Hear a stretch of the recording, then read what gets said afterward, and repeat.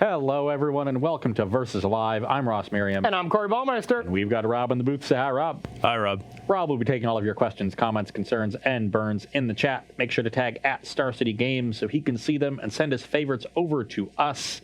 Before we get into today's show, a little bookkeeping to take care of. Thursday's show is going to be a special one because it will involve 6 user-submitted deck lists. So if you have a cool brew for post-Core 21 Standard that you want to share with us and hopefully get us to play right here on Versus Live on Thursday, be sure to reply to the one of the tweets. Corey sent out one. I sent out one. You can reply to either. You're going to want to use a text file so we can see it and read it more easily. And you're also going to want to include the hashtag either Team Ross or Team Corey if you want a specific person to play your deck. So exactly, you've got about, I would say a little under 24 hours to get your deck lists in. Yep. So you're going to want to get them in today, but we have the full set. So, you're not missing out on anything. You don't have to wait for any more cards to come out. So get those lists in, and we should have a great show on Thursday. Yeah, we did this once before, and it was a blast to do. All the people that were watching, all our users submitted decks, had a lot of cool ideas, and I'm sure we can get another cool show going for Thursday. I can't wait. Nice ones coming in. Yeah, I can't wait to see Director Kyle's shrines list that he's going to submit. Is he going to submit one? Yeah. Okay, well, I'm undefeated with Kyle West's list right now, so I think I'll have to play that one. But I think what that means is you want to quit while you're ahead. That's probably true. But, having Kyle's brew blow up in his face a little bit would always be funny as well. So I think it could go either way. Yeah, it's a win-win situation for you. It really is. If you win, you get to rub it in my face that you won with Kyle West deck. If you lose, you get to blame Kyle. Exactly. It is. Okay. No blame is going to be on me. So I'm going to play 3 Kyle West decks. Yeah, I am too going to play 3 Kyle West decks. Okay. So no one but Kyle West submit deck lists. No, don't do that. Please submit deck lists. It's going to be fun.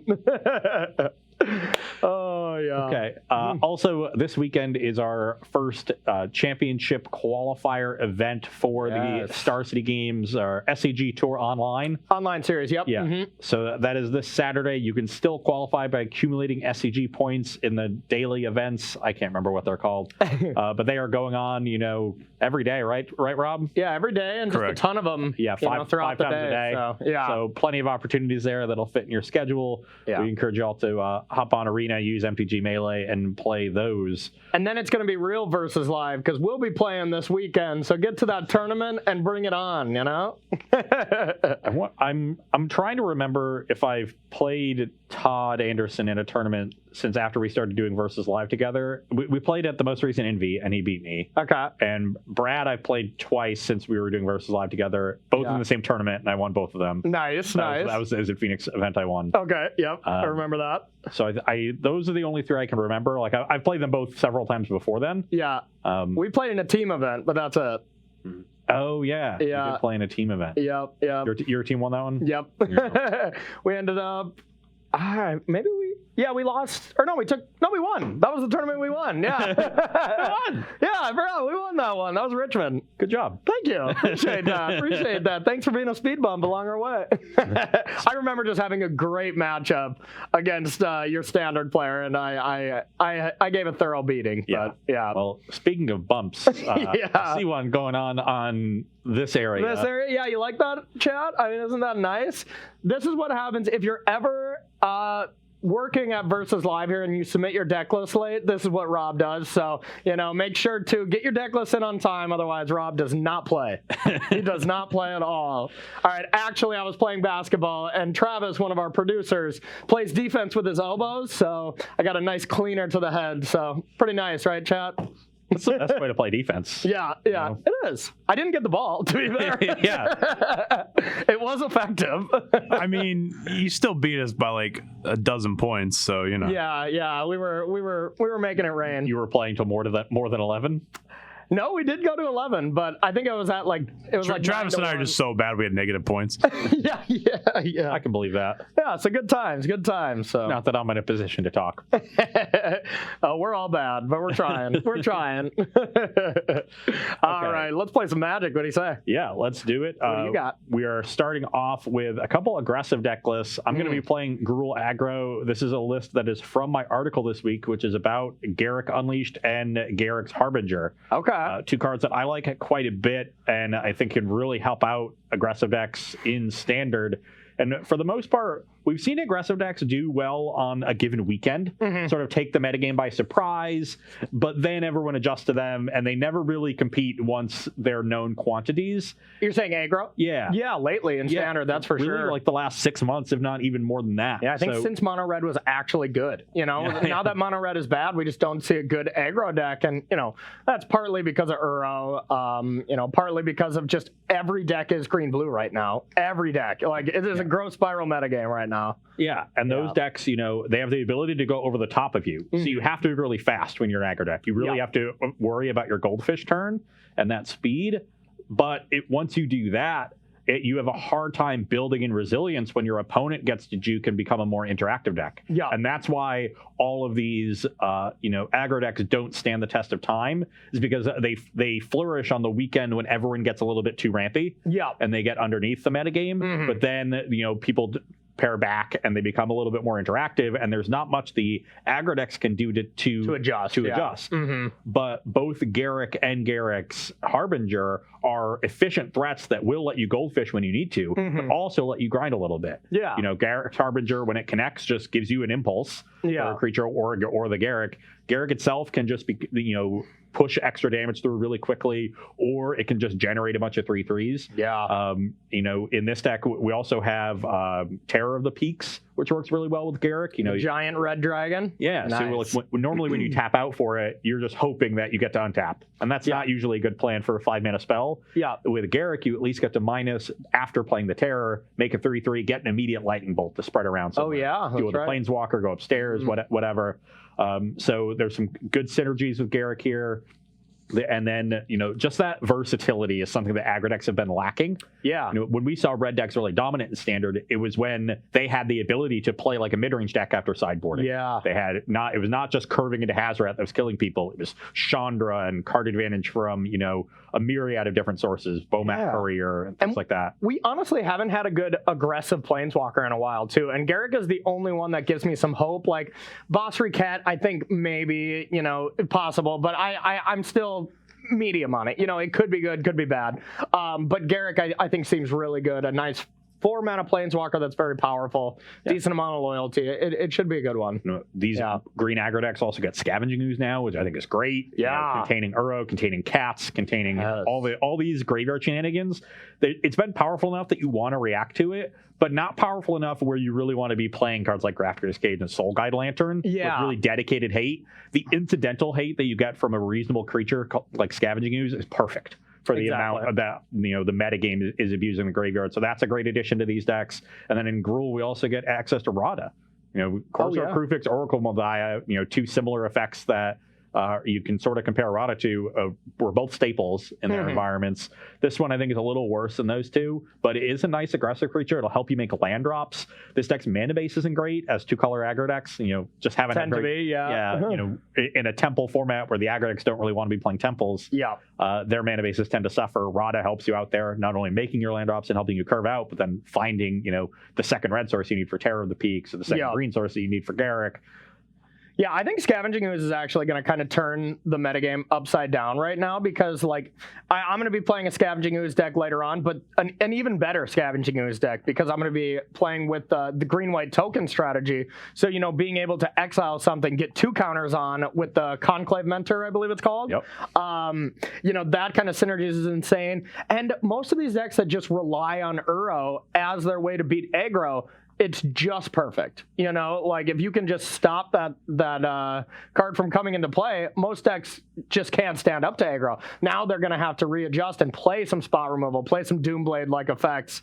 Heartless Act isn't exactly great against Scavenging Ooze, so, Eliminate or something like that from a black deck, from a Sultai deck or something like that. And if people are moving to Eliminate, because that's a powerful removal spell, Garruk's Harbinger, Hexproof from black. Yep. And, you've got a nice little tension there. It's weak to Scorching Dragonfire, which he's played now. Yep. But if people want to play Eliminate because it's a cleaner answer to certain planeswalkers, it's a cleaner answer to some bigger creatures like Gem Razor and Crashing Bronchodon maybe. There's several 4 toughness 3-mana creatures. So there's going to be some extra tension with the removal. I think green aggro is in a pretty good spot. Yeah, I think it's definitely on its way up, and it was already like doing pretty well. It's kind of like the sleeper from last weekend's at the Players Tours. Yeah. Put a couple people into decent finishes, nothing crazy, but I mean, I can only see it getting better now that we have an insane Planeswalker top end. Yep. Yeah. And you're going to be playing Rakdos aggro, so this is not a sacrifice deck? Not a sacrifice deck, just a Rakdos beatdown deck.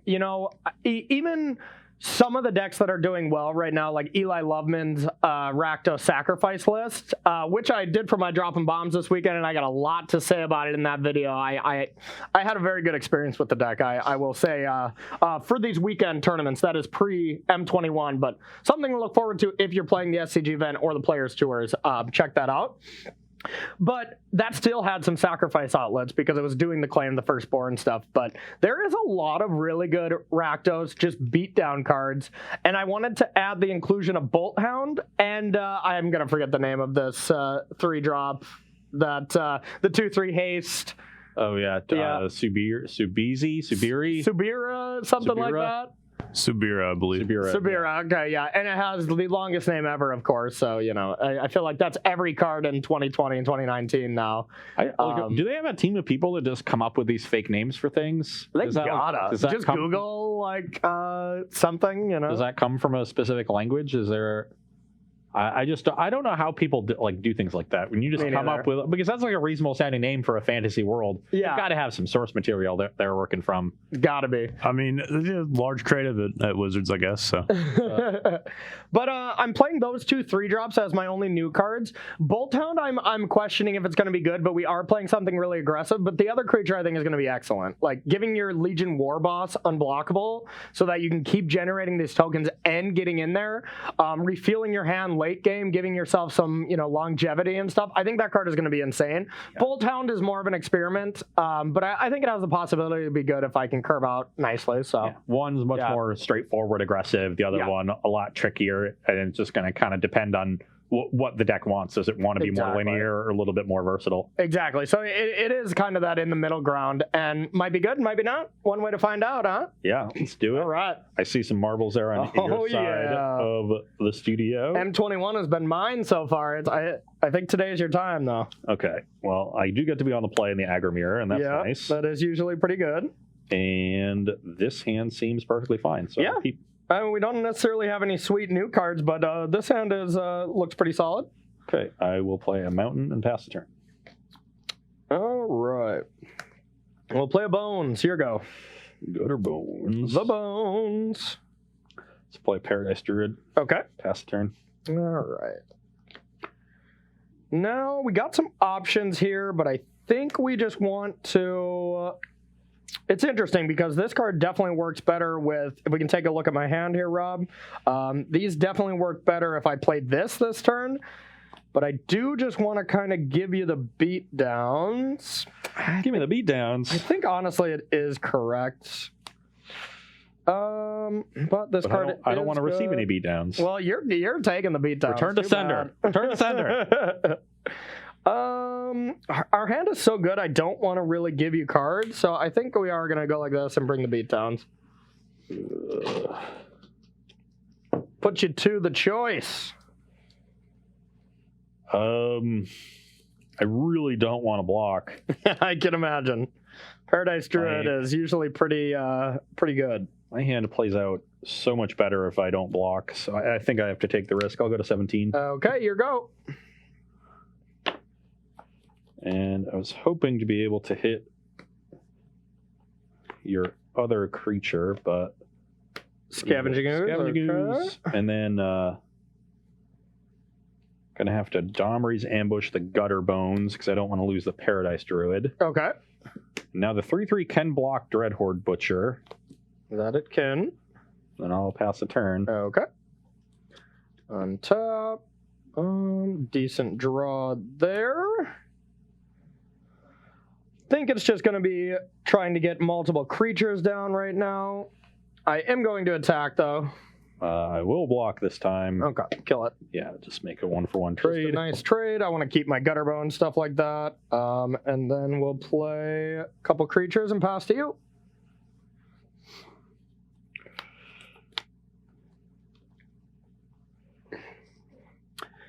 Scavenging was I mean, it didn't do anything too special there, but it's just a scary card against this deck. Yeah, definitely a scary one.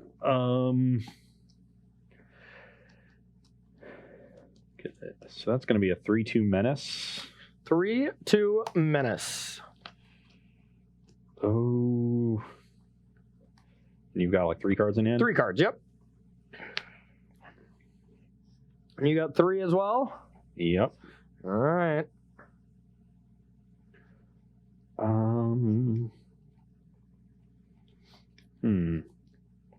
See if we're going to get some of these green powerhouse or giant dragons coming down. Yeah, I think we're just going to do the mana efficient play Terror of the Peaks. Let me give this a double read here. Cost you 3 life to target it. Yep. And if I untap, bad things are going to happen to you. Yep. That's fair. Done? Yep. So Okay. Trigger. you lose a life. Yep. So I'm at 16, you're at 19. Yep. 16, 19. This is a critical turn for Corey. My turn. Does he have an answer to the terror? I don't think I have one in my deck, to be honest. That's not good. My life total is pretty high. I think I can take this attack. Yeah, this is going to be scary. I don't even really want to block Fervent Champion if that attacks because I play into Scorching Dragonfire that way. Yep. What can I do here? Yeah, that card is going to run away with this game, I have a feeling. It's definitely good in aggressive matchups. Yeah. Yeah, 5/4 is just so giant. All right. Well, we can just attack for 2. I'll go to 14. Yeah, not great. We're gonna play a Bolt Hound and Temple. Put Robber the Rich on the bottom and pass to you. I have a feeling this isn't gonna be good for me. Okay. Well, I don't have a great turn here. It's just tap Stomping Ground, Garrick.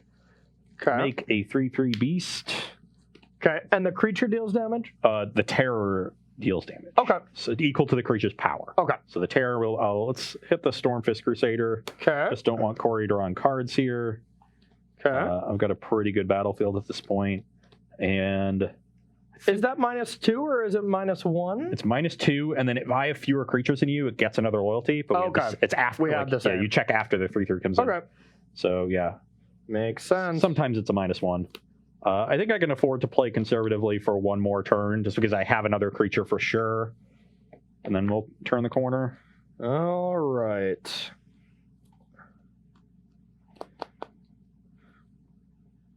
Well, not a ton we can do here. I think we have one play that we can really make, and it's playing Sabira. That's pretty good. Yeah, not bad. And we're going to make this can't be blocked. Ooh, actually, I can do 2 creatures. I don't necessarily want to do it. This can't be blocked. I could make this not able to block an attack as well, but I think I'd rather just get another creature down. So yeah, we'll kill Garrick. Okay. Then I'll sack this, play another Fervent Champion, and pass to you. Ooh. Okay. That's not bad. We at least drew a thing. Yeah, I didn't want you to have a thing. It's not the best thing. It's another Paradise Druid, but that'll deal with the Bolt Hound. Yep. I think that's better than dealing with a Fervent Champion. Yep. And we have a castle. Okay. We're at 19 right now. 19 to 14, yep. So could attack like this, and you would not have good blocks, but then I don't really have good blocks. I guess this is another, which is good. Yep. I could just double block it. True, yep. And take 4, whereas you're taking 10. I'm at 14. Mm-hmm. I think that's reasonable. You could have like another haste creature, I guess. But even that is like, I'm at 14. I think I should be trying to end this game at this point. Makes sense to me. Slam. All right, I'll take it. I will activate I guess I could also just have you take 8 and then have this. So one Paradise Druid trades for Supira. Mm-hmm. That means I could potentially block something else, but I actually don't think I get to block other things. You have enough mana to just activate Supira. I guess you could also use its second ability and try to draw 2 cards, but I think I'm okay with that. Mm-hmm. Yeah, I think I'm in quite a bad spot here. That Terror of the Peaks was just so good. Really tough for me to kill in this deck. Just so the Supira can't get through, I think you taking 8 is fine. Okay, down to 11. Brings you to 11. Then the Terror will kill you over 2 turns with 1 castle activation, so it doesn't really increase my clock at all. Done. Yep.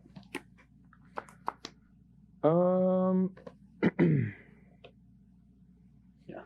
This isn't legendary too, so you can get multiples going. Oh god. Start just going off. That is pretty insane. Alright, well I only have 1 spell and it's Rankle. It's a pretty good one. Not bad. I'm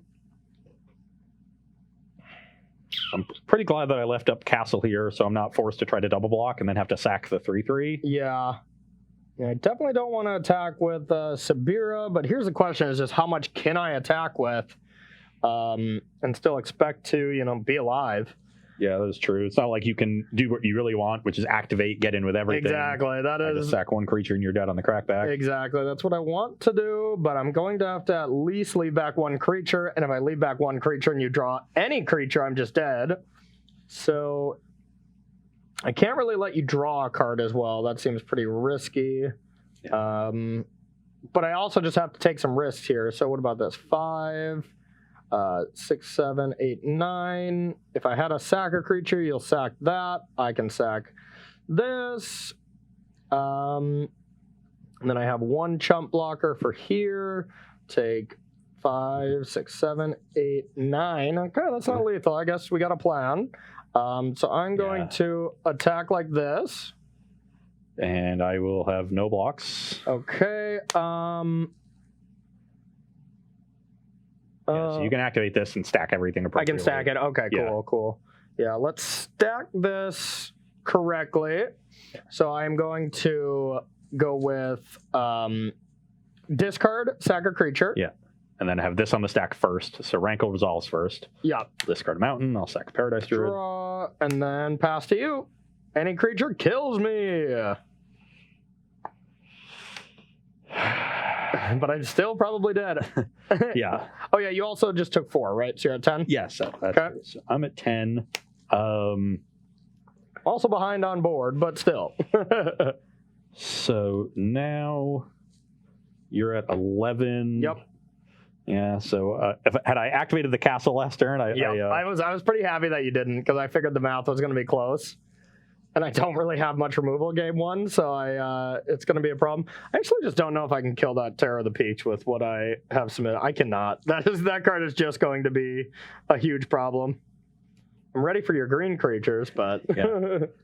So now you're going to have 2 cards, and I think I can just play things a little safe. Yeah. I probably should have some Heartless Axe. That's probably what I should do. Yeah, and then get in for 5. Okay. This lets me, again, activate Castle on defense and have 2 good blocks here. Yep. Although I guess if you're not going to let me block Fervent Champion if you don't want me to. But I can attack with Paradise Druid anyway. Mm-hmm. And then this still is a good block here. And then this just gets sacrificed to the Rankle, I guess. Mm. But I think I just want to play a little safe. Okay, I'll go to 6. You go to 6. You don't want to pump? No, just in case you have a removal spell for this. Okay. So this is still going to force a chump on the Rankle. Yep. Most likely. All right. Let's see, draw another one. Interesting. So close, so close.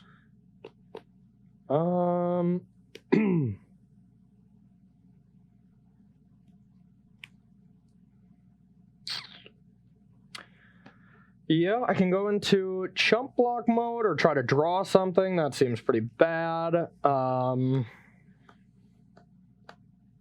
So I could go like this, pay 3 to play this, make them both unblockable. Play my other card, go for blocks, hope for the best. I could activate this as well to draw a couple of cards. Would leave me with only 1 mana, but then maybe I draw a land to do this. I'm still... For sure going to play this. I think I want to make them both unblockable, activate, maybe play this 2-drop in my hand or get something better. I don't know what else better I can really get, but I don't think I can attack with Rankle. Then I'm still just going to be dead to any creatures. I think no matter what, I'm just dead to, you know, any 3-powered creature, and I just have to accept that. But if I tap out everything, play a creature... Do these have trample? No. Okay, so I can block that, block that. All right, that's a plan to stay alive. So make them both unblockable. Yep. Attack for 4. Activate. Yeah. Oh, wait, I'd have to discard my hand. That's That's true. right. Okay, maybe that's not as good. Maybe I just play the creature.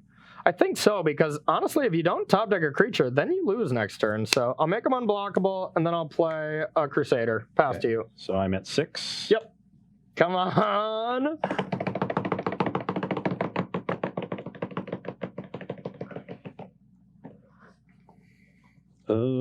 I can't read you anymore. I feel like you can either be slow playing me or you top deck the land. Later in the show, after you've lost 2 matches in a row, then I know the hand in the air, and then you're just as easy to read as a book, but not early on in the show.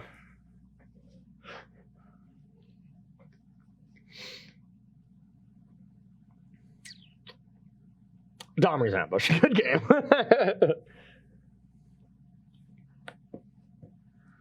Let's slam.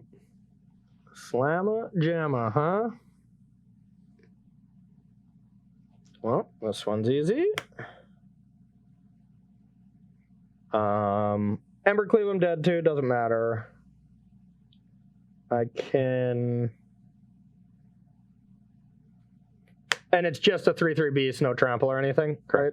So I could go like this, take 3, Crusader gives me 1 more. And I crack back for the win if you don't have anything. Or I go like this.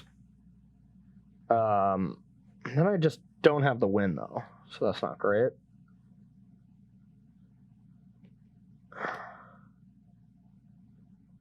Huh. That's what I'm leaning on.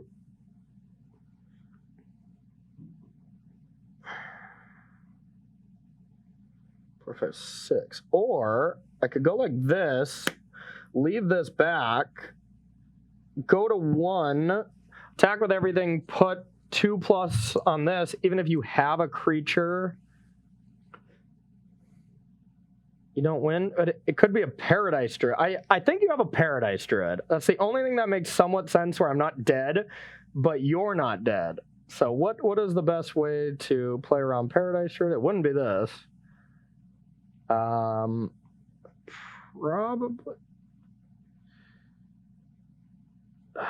God, it would probably be this. And then Paradise Druid can still kill this, and then I have to top deck.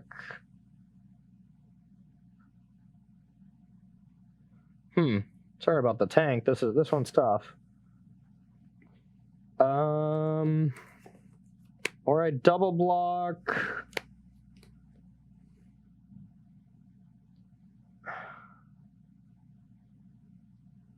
Three, 4. Dang it, this is so tough. I'd be getting a judge call right now. Corey, you need to make a play.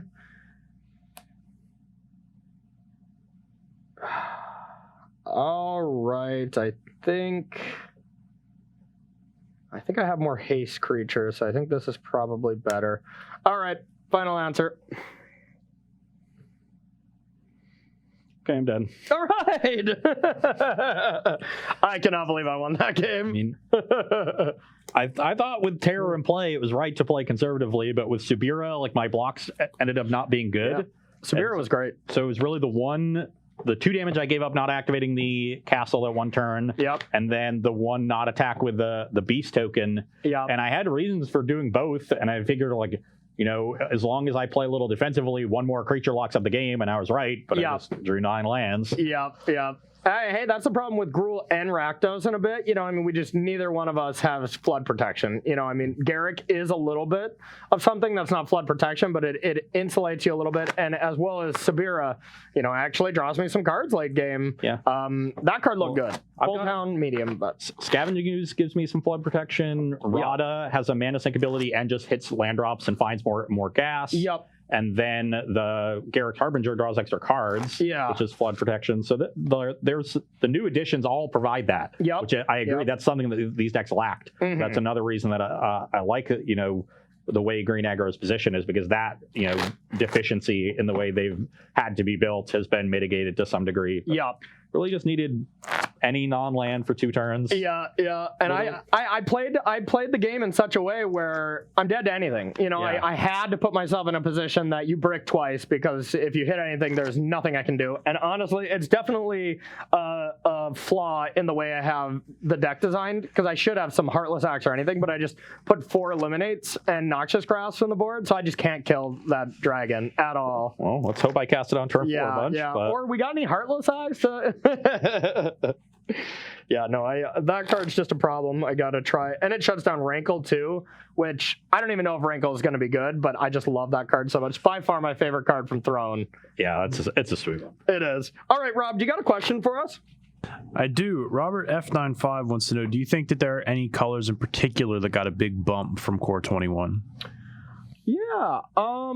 I think green was a big win. But I mean, green's been good, but in a different sense, right? Yeah, so like it's more aggro green. Yeah, the aggro green. Yeah. I think white has some hopes of doing stuff. There's some good stuff there. Yeah, you like the lieutenant. I like the planeswalker. I'm higher on that than you are. Yeah. I also think some of the cheap creatures, like the hound that just protects something. Yeah. It's an underrated card, especially if you're Lurising. And I think there's a lot of green-white synergies for token stuff that I think is undervalued, and you'll be seeing it later in the show, because green-white tokens has been one of my favorite things ever, and now it's basically like a Hardened Scales deck. And it's the 1 mana Wildwood, whatever, the 1 green X. Put X counters on it, and then whenever counters will be put on a non-wolf thing, put that many counters on that as well. Yeah, that's just a 1x spell in my deck's deck that has some insane synergies with Unbreakable Formation when you have the Conclave thing out. You just make that thing ginormous. Or with Boss Recat, put a counter on something else. You also get one on here, so... Yeah. Conclave Mentor, then you're good. 4 counters instead of 1. I know. It's going to get kind of carried away. So I would say green and white would be my initial jump-offs, but... I would think the only thing is black didn't get very much from what I've seen so far. I just didn't really notice anything good. I was trying to look around. Eliminate was the big thing, yeah. It's like the Planeswalker might be good in the right kind of Timuret deck or something, but I've got a nice little graveyard deck coming up later in the show, but it's definitely a speculative deck. Yeah. There just aren't that very good enablers for graveyard synergies. There really isn't. Yeah, our round 3 match is an utter delight. It's it's a spicy one. So, all right, keep those questions coming in, y'all. The sand would be fine, except I don't have green mana, so let's send it back. Well, this is a temple hand in my aggro deck, which is usually a tilt, but I think this is still a keeper, so I'm going to keep. All right, chat, can we get some 5 chants going? And can we also get another question, Rob? Yeah. Do you think that the new format at Teferi could see itself going in Snow Control in Modern, or is Jace just too good? Yeah, definitely not going to be on the power level that Jace is, in my opinion. Phasing something out for a turn and them not having to commit mana to replay it is a huge deal. The bounce effect on it, whenever you get to do that onto an empty board with only 1 creature, you feel so far ahead because, they have to commit their next turn to redo what they want or try to kill Jace or something like that. So no, I don't think that'll make an impact there. I've not been impressed by that card. I haven't been really that impressed either. It's going to be interesting. I'm playing it in a deck later that's trying to take advantage of it in the max possibility, and I honestly don't know about it. So we'll see. How's that one for you? I just you can't just keep a one-lander where all my cards are so expensive. Was it because people were chanting 5s? It worked, right? I think it finally worked. Yes. I have the nice like land pelt collector What are start, you talking about? You have the best start. but then it's just all 4s and 5s. Yeah. And a 6. Don't forget that. Yeah. Okay. I was drawing mountain, but that would have been awkward because I had Garrett's Harbinger, which is 1 green. And 1 green. Okay, yeah.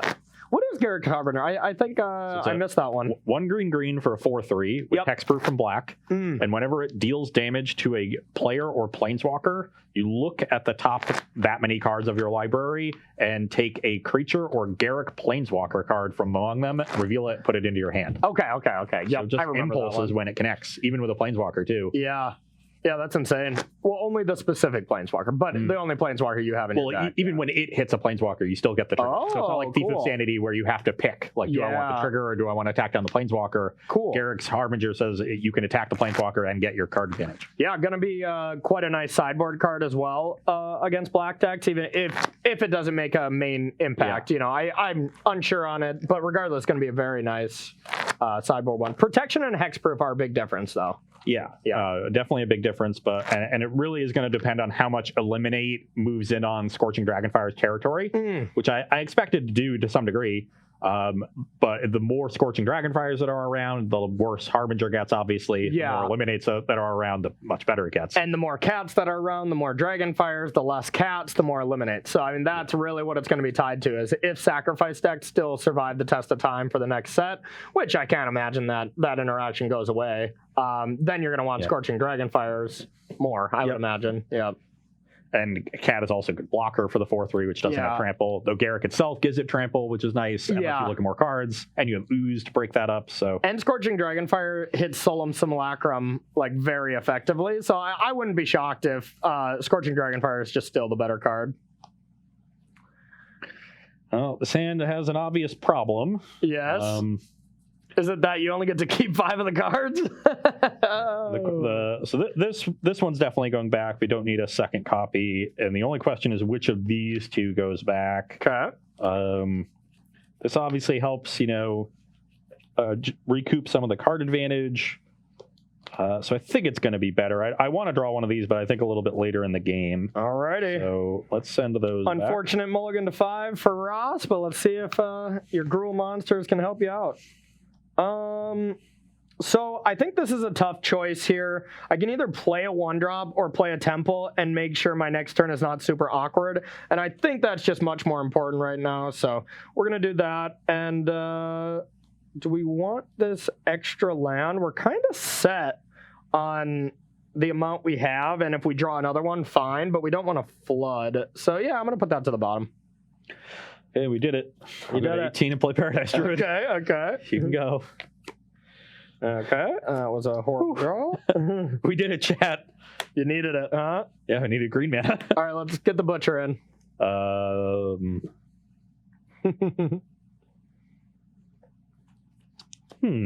Yes.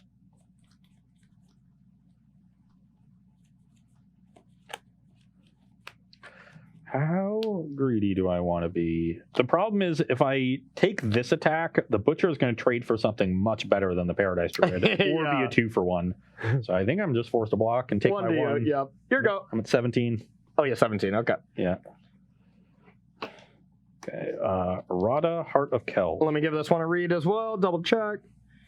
Rada's first strike. You may look at the top card of your library anytime. You may play lands from the top of your library. Okay. What are you sighing about? Nothing. Yeah. You don't worry your pretty little head about it. Done? Yep. Okay. All right. Your go.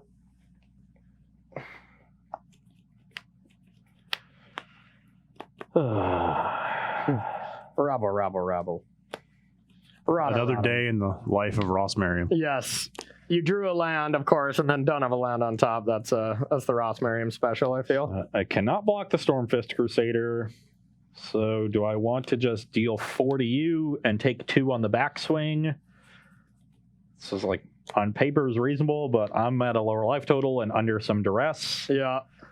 Thing is, like, you don't even have to attack with the gutter. I guess, yeah.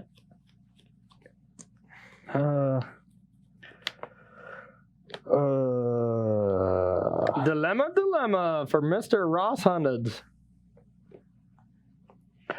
Yeah, let's get in. For 4? Yeah, you're at 16. 16. You can go. All right, 15 to 16 in my draw step. We each draw. Yep. Okay, draw for the turn. Are you kidding me? All right, let's get a Ranky Poo going. Oh, We're God. coming in for 7. I go to 9. When it rains, it pours. Let's go.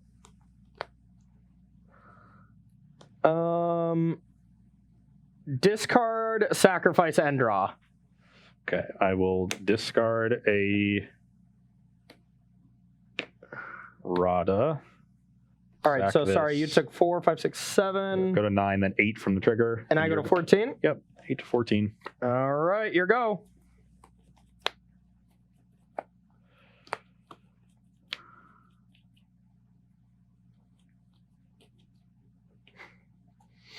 Oh, Ranky Poo, I've missed this prankster.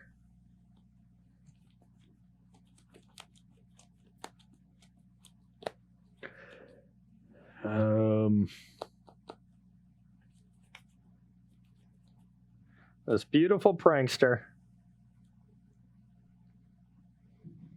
The original prankster. Did you know?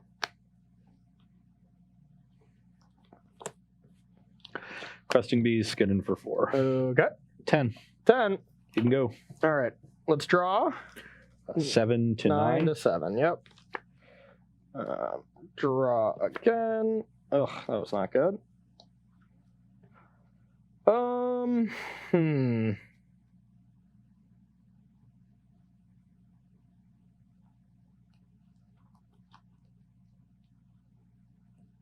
Oh, okay. Never mind. Sorry, I didn't mean to slow roll you. Fervent Champion, attack, pump this. That'll do. Yeah, unless you got shock. No. My hand was not great, though.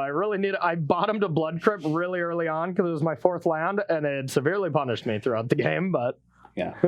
So when I traded the Paradise Druid, I had Questing Beast in hand. Yeah. With Mountain Stomping Ground Druid for turn 3. Yeah, but yeah. If I let that be a 2/2, then I'm just going to have to trade the Questing Beast for it. Or just take 2 again. Yeah, Yeah. 3/3, and I'm like, Yeah. it just doesn't get better. And I had Rada for the next turn too. When I traded away, I'm like, that's fine. So I drew second Rada for turn. Saw Castle Embereth on the top, which is not a second green source for the Questing Beast. And means I'm drawing a land, which I don't want to. Yeah. And drew that, and then saw the third Rada on top. That sounds like a Ross Merriam sequence of events. Can you guess how many copies of Rada are in my deck? Oh, I know. Pick me. It's 3. Yeah. So that was my sequence of draws. Okay. Well, not the best showing, but that was a mulligan to 5.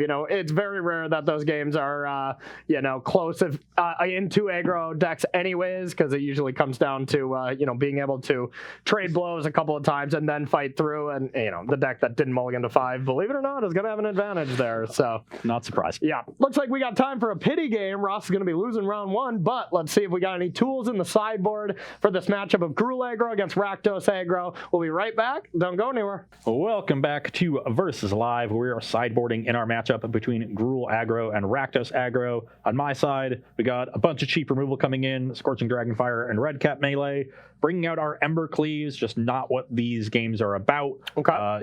Don't need that heavy hitting finisher. I have a good amount of card advantage and cards at scale. I like my late game here. Yeah, and I definitely better than mine, that's for sure. And want to play to it. So bringing in cheap interaction, cutting our card that ends the game when we don't need to be focused on that. I am cutting my 1 main deck copy of Ranger's Guile. This is here against more interactive decks. You got to expect Corey's going to have some removal in his sideboard, but still not a ton. So this card is just not going to be reliable enough in this matchup. Though this is a card I like quite a bit. I think, especially in like Ember Cleave decks where you can protect the cleave, but just in general, this is the kind of card that can give you huge tempo swings in aggro deck when you play it in small numbers, especially against something like Elspeth Conquers Death. Oh yeah, yep. That kind of tempo advantage will just end games and will make people scared to even play those cards against you. Yeah, 100%. So it gets value just for being in your deck as a one of. Because normally those Elspeth Conquers Death is going to be excellent against you. That is just going to be insane. Being able able to fairy bounce something early. Elspeth Conquers Death, your terror peaks, and then get back to fairy bounce something again, it's just going to be devastating for you. So that makes sense to have something to interact there. And then my 1 Zertok Goblin come out, just the worst creature in the deck. And we don't need as many cheap creatures when we've got a bunch of removal. Want to keep in my good high end. Love it. Okay, so from my end, we're taking out the Stormfrisk Crusaders, Legion War Bosses. Both of them are a lot better against slower decks, non-aggro decks, and especially on the draw, I don't want to be smoothing out your draw when I'm already going to have more cards, so my draw is probably going to be smoother anyways. I want you to stumble. Storm Crusader doesn't exactly make you stumble. And then Legion War Boss, while it's a good card, I got to expect you're bringing in removal as well. Doesn't affect the board immediately. I would much rather have a threat like Rotting Regisaur that in the metagame, even pre-M21, this card is dodging a lot of removal right now, and that's one reason why, you know, I played a red-black beatdown for my dropping bombs this week, because I think mostly this card I think is so well positioned right now, and I don't see that changing with the new set coming in, just because most decks are going to be trying to beat, depending on your deck, of course, but a Rakdos aggro deck where everybody's going to be bringing in hate for your little creatures, Shocks, Scorching Dragonfires, Aether Gust for your red cards. You can just juke and play something that is completely outside of their removal suite. Now, I mean, if they have like Eliminate, stuff like that, this card's a lot worse because they can wait for your turn, make you discard and then kill it, and then that's a bad exchange. So we're taking out that for these powerful cards. And then on the draw, I want to be able to kill some creatures. And I do have a huge glaring problem that I didn't necessarily think about when looking at M21. Oh, no. Exactly. No. I have no way to kill that card in my deck. So, I mean, realistically, if we were tuning for a tournament and that was a problem, we'd get some Heartless Axe. We'd get Grasp of Darkness even, you know. I mean, there's plenty of other things, or Murderous Rider or something if we wanted to do that. But with the way it stands and the way I have it built, I wanted to be really low to the ground and tried to finish the game first, so... Okay. All right. Oh, and taking out the 1 of Croxa. Probably shouldn't even be in the deck, to be honest, because we don't really have any graveyard synergies. I just figured 1 would be decent, but especially in this matchup, I don't want to on turn 2 play, hey, you discard and take 3 maybe. That's not good. And scavenge used to make sure it doesn't come back. Yeah. All right. Well, you got any questions for us, Rob? Yeah, a little bit of a double header on this one. Okay. So, Corey, you're not playing Murderous Rider, and Ross, you're not playing Bone Crusher Giant. Why are those decisions? Because we're on an adventure. We're not focusing on adventure creatures. We're on our new M20 adventure. No, I considered it, but I just really wanted to be a really aggressive deck, and my 3s were already insanely cluttered. So I figured my deck was just fast enough that I didn't need removal in the main deck, and then just sideboard into removal that I would expect to play against. But you know, with this oversight of this specific terror peaks or whatever, I could see some Murderous Riders in the side, or maybe like 2 in the main, but it is a slowish card right now, and I don't think it was particularly good, you know, post Ikoria, and I think it's only getting worse, you know, just because decks are getting better and stuff, but I could see that changing. It's still a decent card. Yeah, you know, it's just not matching up well against what people are doing in Standard. Not really, and but I could say the same for Bone Crusher Giant. Yeah. You know, the stomp half of it really is not good. Mm-hmm. You know, it can hit some things against, like, you know, the sacrifice decks, and that's about it. Not good against the band decks, not good against Team of Reclamation. So that's why I didn't include it. You know, if it turns around and the stomp gets better, it definitely, you know, can take the Rada spot. Yeah. And one thing to mention, you know, I mean, we are playing a Rakdos versus Gruul deck where both of those removal spells would be good in this specific matchup, but that's not how we build decks for Versus Live. We don't say we're going to play this matchup, let's gear towards it. We build decks and then pick matches. So, you know, if we don't necessarily, you know, try to metagame against each other or try to tech out against a certain matchup.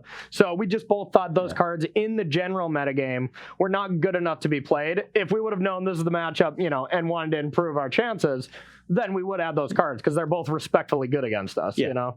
And that's how we would build decks normally. You know, if we were building decks and testing them, you build it against what you think the metagame is going to look like. Yeah. You play a bunch of matches, you figure out the deck's holes, and then when you're preparing for a specific tournament, you take a look at the metagame and see, okay, what are the holes that my deck faces that I know about that exist in this metagame, and you fill them for that weekend, and then, you know, you keep adjusting week after week. So, you know, every deck list really is just a snapshot in time, and it's not like we're working towards a single optimal list that will exist for months, in a row. Yeah.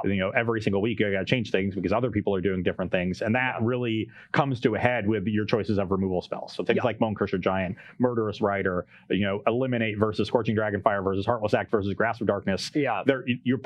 Over a 4-month span, if you were to play a Rakdos aggro deck, there's probably different weekends where all 4 of those, or all 6 of those make it into your deck at some point. Yeah. And and you're right every single time to do it. Yeah. So, and like we look at my, removal sweep of I had another Eliminate here and Noxious Grasp. There's no way that if I brought this deck to my first tournament that is going to be the configuration. And honestly, this is just a good deck building lesson. Look at Eli Loveman's sideboard right now from the top 8. He had, I believe it was 1 Scorching Dragonfire, 1 Noxious Grasp, 2 Heartless Axe as his 4 removal cards. And that there was time put into that. And he was like, well, I want a removal spell in this matchup, but so it can't be Noxious Grasp. I need 1 extra slot to bring in, so you change a Noxious Grasp to a Scorching Dragonfire. Stuff like that is fine-tuning when you target a metagame. And I think that's a very good lesson to learn when you're getting ready for tournaments. So. Yeah, and if you're inexperienced in deck building and you see something like that and you look at it and say, well, isn't card X worse than card Y? Yeah. You got to understand that we're preparing for 7-8 different matchups. And if you, in one not matchup, in this standard, let's not get carried away. Sure. We got 2. if in one matchup you need all 4 removal spells, in 2 other matchups you need 3 of them, and in another one you only need 2. Yeah. You can make those fine-tune adjustments so that you get the optimum number of removal spells. And maybe you're not completely optimal in every single matchup, but you're optimal when you look at all of them, as a whole. Yeah, your numbers make sense to bring in and out in every matchup, and that's all I ever look for. When I go to a tournament, I want my numbers to be really smooth and know what I'm doing beforehand. So, All right. How was? Thank you for coming to our TED Talks. Shall we continue? If one of these Domri's ambushes was a Scorching Dragonfire, this would be a keep. But as it is, this hand just doesn't do anything on the first 2 turns of the game, and only has 2 lands. Yeah. So I need to draw like spells and lands, and the ambushes are going to not come online for a while. So this is going to. And you might as well stay to par and just continue the mulligan train, and I'll continue my keeping train. Mine's a little bit of a loose goose, but you know what? That's what we do around Versus Live. That's what one of us does. Scoreboard. All right, Rob, let's take another question. So a bit of a meme question this time. Excellent. Dan May wants to know, are you going to try to play with 9 lives and combo with that at some point? Oh, nice. For my love of cats. Yeah, I did see that card. I cannot imagine there is a possibility that I play with that card in a competitive event, but it's definitely interesting. Maybe someone out there, maybe even Dan May, can build a deck and submit it onto our Twitter pages and get some kitty cat 9 lives going. The problem for 9 lives and Corey is that 9 lives plays really badly with Yori. Yeah, it really does. Yeah, that's not good. Maybe we need to get like a modern deck together where we're playing like 9 lives and Vampire Hexmage. Yeah, and I'm clearly down to like 8 lives already, right? I'm just getting beaten up. So, 9 lives Solemnity. I like that. Isn't there like the Lich's Mastery in 9 lives? Doesn't that do something? I just saw Ollie posted and I didn't even like read or look what the interaction did. I'm like, I'm sure this is some Ollie nonsense that we're all so used to. Okay, this hand looks quite solid. All right. You better mulligan then. Which card is going back? It's definitely going to be one of these 2. I think it should just be this. We should hit a 4th land in time. All right, let's rock it. I will start with Forest Pelt Collector. Ooh, you haven't had a 1-drop yet. I'm scared. Okay, that was a perfect draw on our part. Let's go with the bones. Pass to you. Okay, attack for 1. All right, there we go. There's that follow-up. Pass the turn. All right. Beatdowns. 18. Knight and another land. Pass to you.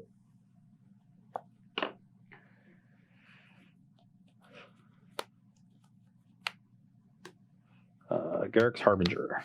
Okay. Got a counter on the Pelt Collector and attack for 2. Okay, I will go to 17. Pass the turn. That's going to be a beast.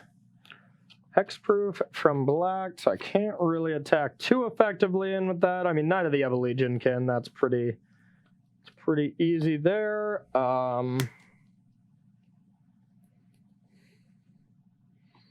All right, I'll attack. Okay, take 1. 17 all. All right, dino time. Here we go. Dino, dino, dino.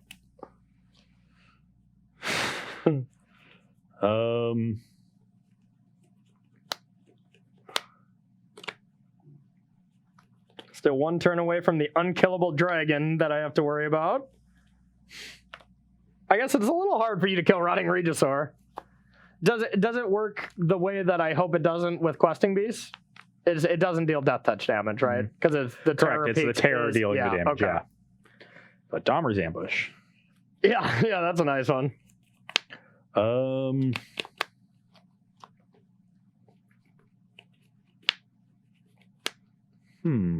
Yes.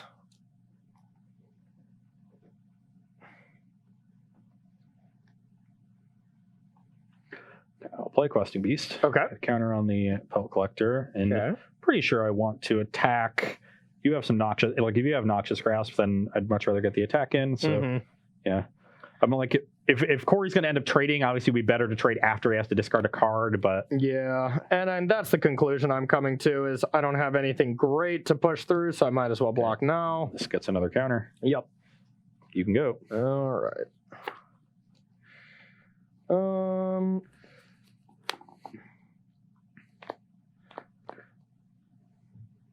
All right, once again, this would be a train wreck block for you, so take 1. 16. And Dino, here we go. It's back. The land drop is unfortunate, but that's okay.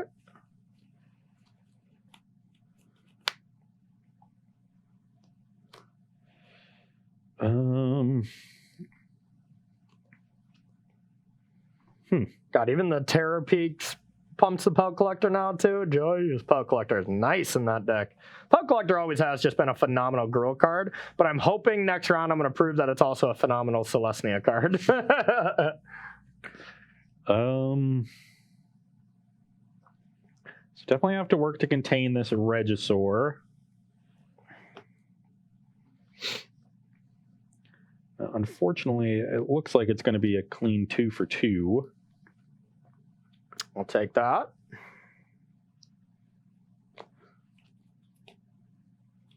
It's not going to be a 2 for 2 I'm very happy with either. I could try to make the aggressive line, but that does not seem great. So I don't think that's going to lead anywhere particularly good. Okay. So I'm playing a Garrick this turn. Okay.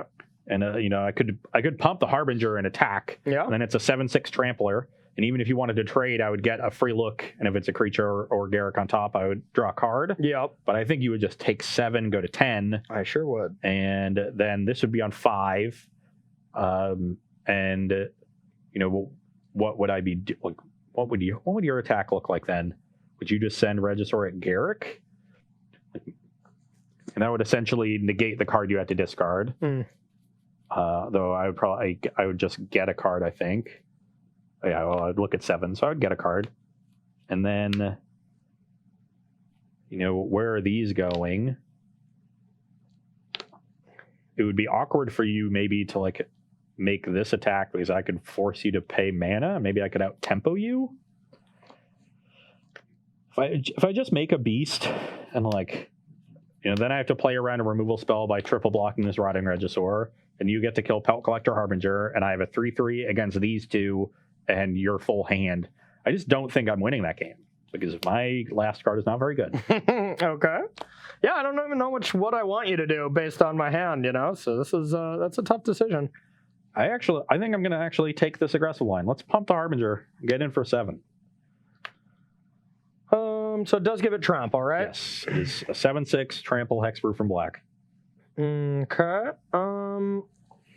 Yeah, that is scary. So impulse for a creature or a Garrick? So it looks at however many cards, how much damage it dealt. So if you just take it, I'll look at the top 7. That's it. But I say impulse because if it just hits normally, that's what it is. Okay, I gotcha. But yeah, it does work with pump spells. And the unfortunate aspect here is if I did double block, which I'm kind of considering to stop your card, or wait, if I just block, do you only get to look at the top 1? Yes. Oh, okay. That's probably pretty good for me then. Yeah, and you still get a counter for your Pelt Collector, which is unfortunate. So then I actually have a reasonable block here. Yeah. So there is no easy situation here.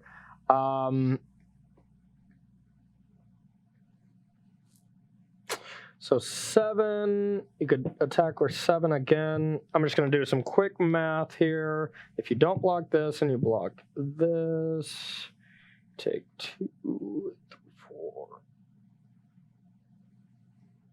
Okay, that's not enough, so I don't have an insane play next turn. That's good. I like that. But if I top deck a land, I have a pretty nice turn.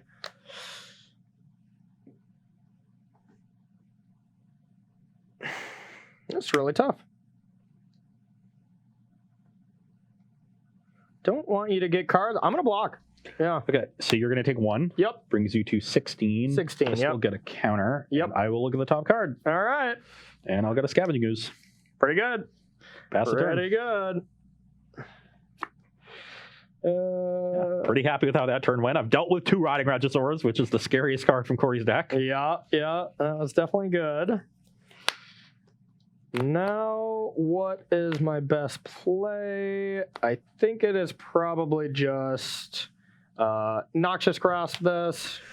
It's pretty good. You gain 1, go to 17. And then attack Garrick. Brings it to 2. Yep, and pass to you. That way, if you want to make it 3/3, you have to lose Garrick. And ticking up does nothing for you. But this Scavenging is going to be awesome. Would have loved to land, but no such luck. Okay, so we've definitely got an Ooze to play. Okay. I think I would rather just shock this in. Yeah, you pretty much, it's only losing 1 life, so that makes sense. 14. Play a Paradise Druid. Okay. Is there any need for me to activate the Ooze right now? Scorching Dragonfire would come to mind. Yeah. I guess I'll just exile the 2 creatures in your graveyard. Okay. So I'll go to 16. Okay. This is a 4/4, and I don't think I want to make a 3/3. Yeah. Let's just plus up here and pass the turn. All right. I guess a Rankle here. Land Rankle would be a tilt. Looks like that's not a land, though. You'd be wrong.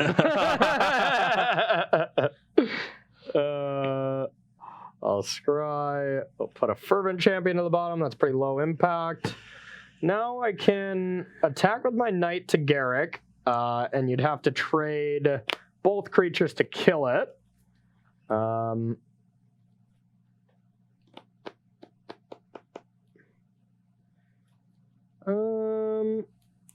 Or I can just... Well, I guess I can't even for sure kill Garrick in that way. All right, I'll attack Garrick. I will block. Okay. Do I want to pump or not? Probably should. I mean, my follow-up play is not that great.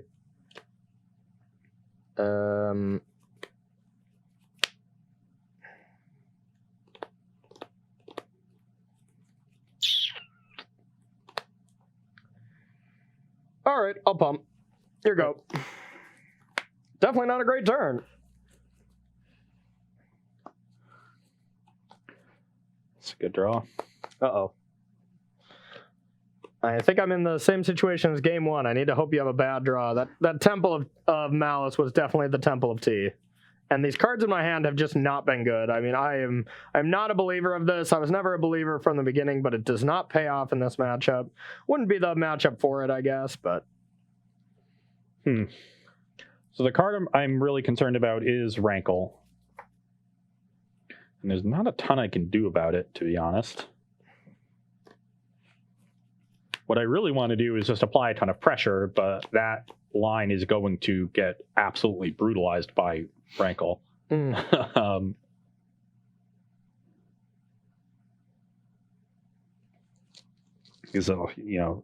Corey's been stuck on mana, but you're basically out of it at this point once you untap with 4 mana, I think.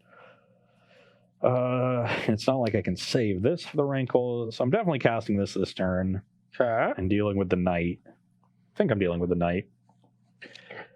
So I guess I sort of have two options. It's either deal with the Knight and attack, make a 3/3 and just attack with this normally, or it's deal with the Gutter Bones plus on this. That way, if you have that's playing into the Rankle, but then if you have the Rankle, you're going to sack the Knight anyway, and I'll at least get to deal with the Gutter Bones permanently with the Ooze. Good point. But I have a feeling that you have the Rankle. It's what it seems like. So I'm going to make the conservative line and ambush here. Okay. Then I will attack with the Ooze. Okay, no blocks. I will exile your Knight and these two creatures. So this is up to I gain 3, go to 19. Yep. And you go to 9. Yeah. Scavenging Ooze is insane right here. And then I will make a Beast. Yeah, I think it would be complete madness for you to not make a Beast here if you're afraid of Rankle, because Rankle is just not effective now, Yeah, exactly. Like I guess you can go like Rankle, attack Garrick. Then I'm dead. Well, you can block this with the Gutter Bones. Yeah, I guess. And that's probably what will have to happen. But then you're just in chump block mode the entire game. Yeah, I'm in trouble. I guess you would then just need to draw a removal spell and hope I brick. I think I need another Noxious Grasp. Yep, we'll just draw this. That's not a Noxious Grasp. Let's see. Scavenging Ooze, I think, is one of the best designed Magic cards in the last decade. It's so good. I don't know. I think Fabled Passage is the best design card. I think that land is just perfect. I do love me some Fabled Passage too. Yeah. I agree.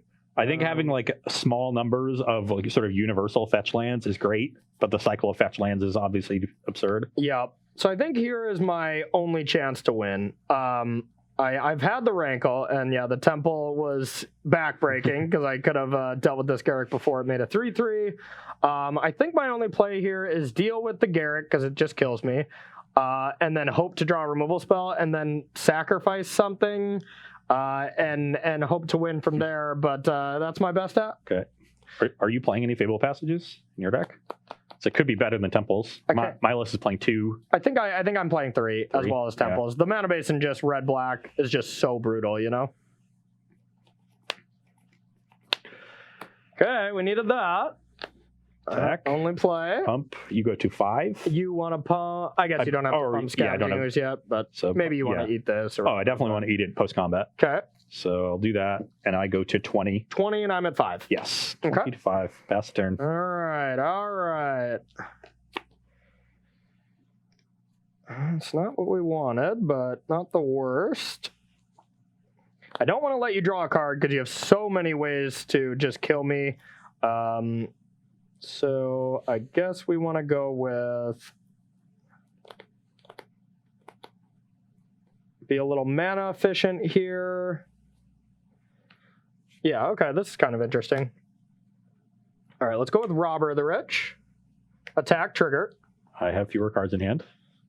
Oh, yeah. For some reason, I thought it was the other way around. Okay, so it's not that effective, but still going to attack. Put you to 15. Just sacrifice. And play a defensive Robber. Here you go. Okay, exile your Robber, and maybe I have more Oozes. Maybe I want to actually leave things in the graveyard. You probably do, yeah. That's a lethal attacker, so. All right, once again, we got to live. But now if you brick again, then you're in trouble.